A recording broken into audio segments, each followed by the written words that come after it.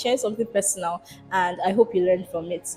Right, I'm of the opinion that holding on to past pain or past traumatic events that really hurt you can actually hinder you from maximizing relationships and building healthy relationships, can deprive you from the joy and bliss that life offers and the joy and bliss that people offer.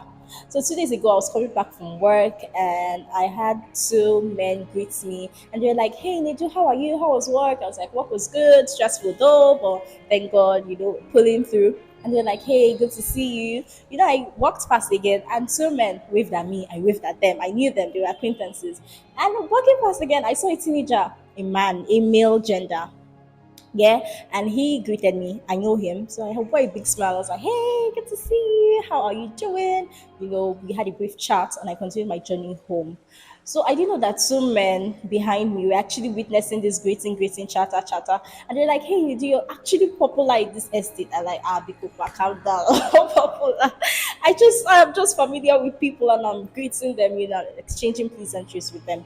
Then walking home and going down the memory lane, I could recall that 9 years ago, 7 years ago, I wouldn't have been that person exchanging pleasantries with members of the opposite sex because I had this resentment and pain towards them that came from a place of, hurts growing up as a child and going through separation.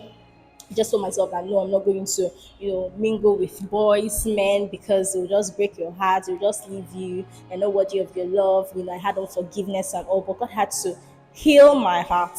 God had to renew my mind. I had to go through a process of forgiveness and letting go and seeing life the way God sees it, seeing people the way God sees them, even if they're not female. Yeah. So now I have great relationships with members of the male gender. I have beautiful relationships with them, and even members of my closest circle are guys that are really amazing, worthy, great people. So imagine I had held on to that pain of the past. I didn't let go. I didn't let God heal me.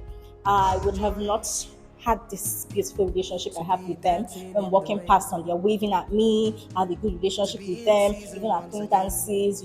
So I'm encouraging you to just let go of whatever that has hurt you, whatever pain you've held on to for so long.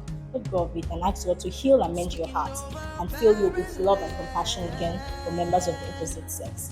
God bless you. Bye.